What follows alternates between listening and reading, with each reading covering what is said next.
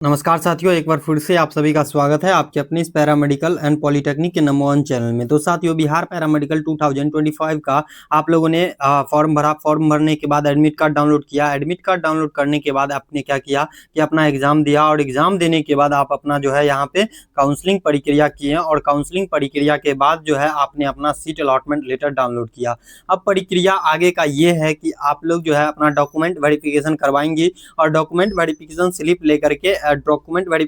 लेकर के अपने घर आ जाना है। ठीक है, उसके बाद आपको कॉलेज से कॉल जाएगा। तो जिन भी बच्चे लोग को कॉलेज मिल गई है वो सभी बच्चे को मैनी कंग्रेचुलेशंस, और जो भी बच्चे को कॉलेज नहीं मिली है वो सभी बच्चे जो है अगले राउंड की मतलब की सीट अलॉटमेंट लेटर का रिजल्ट का वेट करेंगे। तो साथियों, यहाँ पे जो है जिन भी बच्चे को नहीं मिला है वो अगले राउंड यानी कि सेकेंड राउंड में अपियर हो चुके हैं।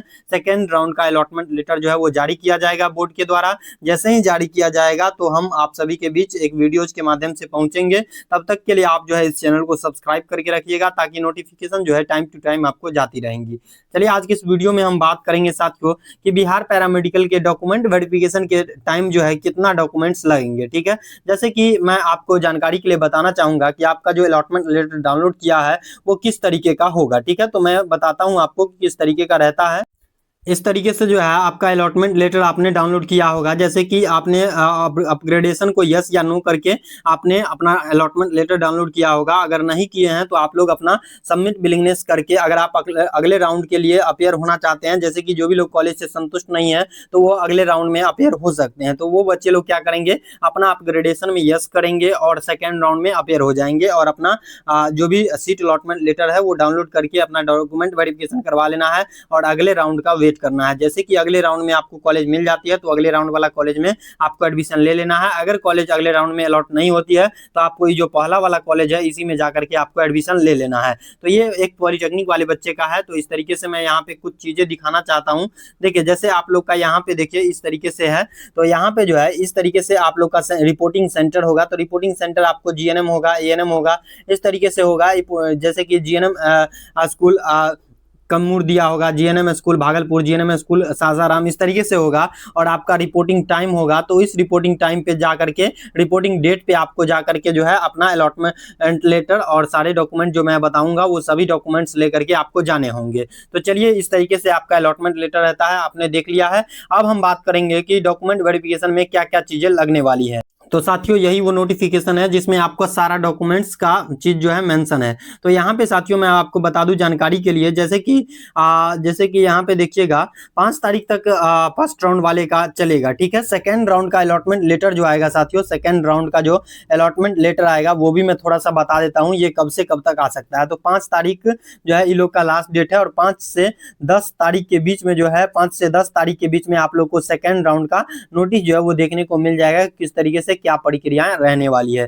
तो आज हम बात करेंगे इस वीडियो में कि डॉक्यूमेंट्स के बारे में। देखिए साथियों, सबसे पहला जो डॉक्यूमेंट ले जाना है आपको, जब आपने डॉक्यूमेंट वेरिफिकेशन के समय आपने फॉर्म भरा था तो वहां पे आपको कंफर्मेशन पेज मिला होगा, पार्ट ए और पार्ट बी करके, वो ले जाना है। उसके बाद ऑनलाइन काउंसलिंग आपने किया है तो आपको चॉइस स्लिप दिया गया है, वो चॉइस स्लिप लेकर के जाने हैं।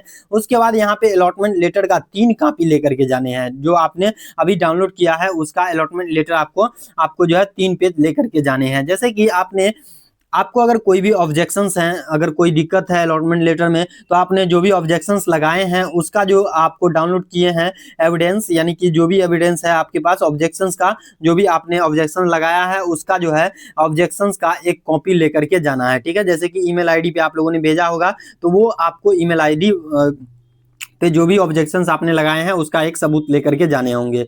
देखिए साथियों, अगर जो भी बच्चे लोग अपना ऑब्जेक्शंस लगाए हैं या फिर अपग्रेडेशन किए हैं तो अपग्रेडेशन वाले बच्चे या फिर जो ऑब्जेक्शंस लगाए हैं वो बच्चे क्या करेंगे, अपना डॉक्यूमेंट वेरिफिकेशन करवाएंगे। ठीक है, नोडल सेंटर और रिपोर्टिंग सेंटर पर जाकर के डॉक्यूमेंट वेरिफिकेशन करवाने के पश्चात जो है अपग्रेडेशन की इच्छा अगर आपने व्यक्त किया है तो अपग्रेडेशन किया है तो आपको क्या करना है, डॉक्यूमेंट वेरिफिकेशन स्लिप लेकर के अपने घर आ जाना है। यदि आपको सेकंड राउंड में सीट अपग्रेड होता है तो सेकंड राउंड में जो भी नाम मतलब कि कॉलेज मिलेगा उस आपको जो है उस सीट पर आपको जो है निर्धारित रिपोर्टिंग टाइम और निर्धारित रिपोर्टिंग सेंटर पर जाकर के अपना डॉक्यूमेंट वेरिफिकेशन फिर से स्लिप एवं संबंधित वांछित यानी कि डॉक्यूमेंट वेरिफिकेशन स्लिप आपने जो फर्स्ट राउंड में करवाया है वो, और जो भी डॉक्यूमेंट्स ओरिजिनल्स हैं, ओरिजिनल डॉक्यूमेंट आपको फर्स्ट राउंड में लौटा दिया जाता है, आप अगर अपग्रेडेशन में यस करते हैं तो, ठीक है।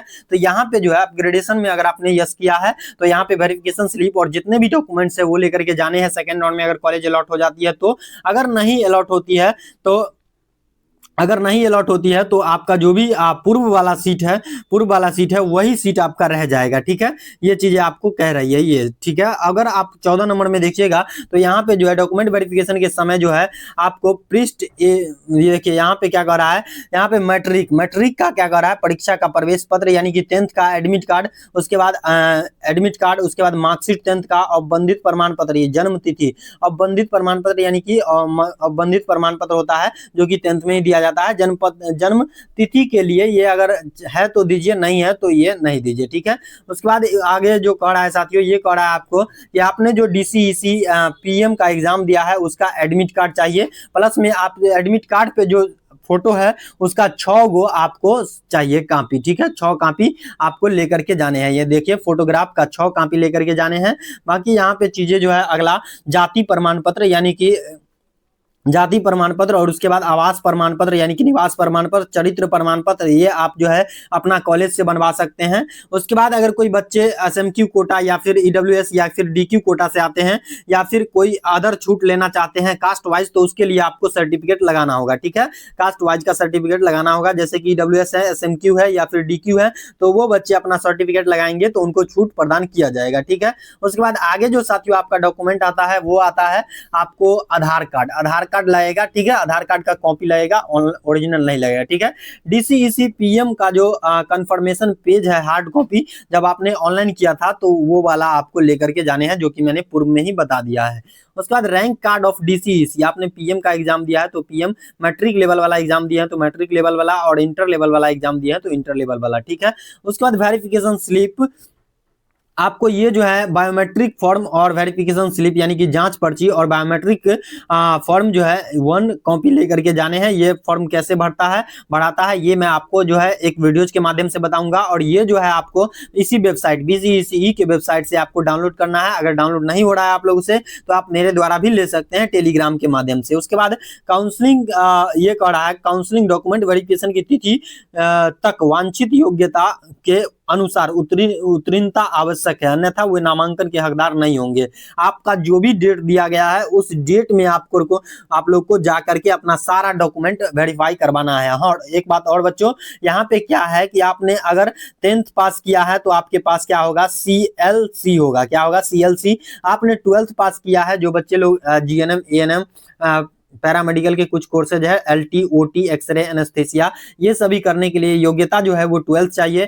तो 12th पे जो भी बच्चे लोग होंगे वो CLC नहीं देंगे, ये देंगे 12th पे जो है CLC कॉलेज लिविंग, सॉरी ये 10th पे जो है 10th पे स्कूल SCL लगता है, SCL स्कूल लिविंग सर्टिफिकेट, और 12th पे जो है ये CLC लगता है। क्या, CLC यानी कि कॉलेज लिविंग सर्टिफिकेट। अगर आप ग्रेजुएशन में नाम लिखा लिए हैं तो वहां से अगर आप नाम कटवाते हैं तो आपको TC लेना होगा। क्या साथियों, TC लेना होगा, TC यानी कि ट्रांसफर सर्टिफिकेट लेना होगा, और ये सर्टिफिकेट भी मायने रखता है, ठीक है। उसके बाद जो यहाँ पे डॉक्यूमेंट्स जितने भी मैंने बताए हैं साथियों, वो सभी डॉक्यूमेंट्स की कम से कम 4 कॉपी आप लोग ले लीजिएगा। 4 कॉपी आप लोग घर से ही करवा करके जाइएगा, ताकि आप लोग को जो है कोई भी परेशानी रिपोर्टिंग सेंटर पे और जो भी आपका वेरिफिकेशन सेंटर है वहां पे आपको देखने को ना मिले। कॉलेज जो है काफी चौड़ में होता है, काफी दूर होता है गांव से, तो वहां पे जो है परेशानियों का सामना करना पड़ता है बच्चे लोग को। तो इसकी वजह से जो है मैं ये आपको सजेस्ट कर रहा हूँ कि आप जितने भी डॉक्यूमेंट्स मैंने बताए हैं वो सभी डॉक्यूमेंट्स का 4 कॉपी कम से कम आप लोग जो है लेकर के जाइएगा। मुझे उम्मीद है आज का ये वीडियो आपको काफी ज्यादा पसंद आई होगी। अगर आपको ये वीडियो पसंद आई है, अच्छी लगी है, तो इस वीडियो को एक प्यारा सा लाइक जरूर कीजिएगा। चैनल पे नया है, पहली बार आए हैं तो चैनल को भी सब्सक्राइब कीजिएगा, ताकि आगे भी जो है आपको इसी तरीके से रिलेटेड वीडियो जो है वो मिलती रहेंगी। Thank you for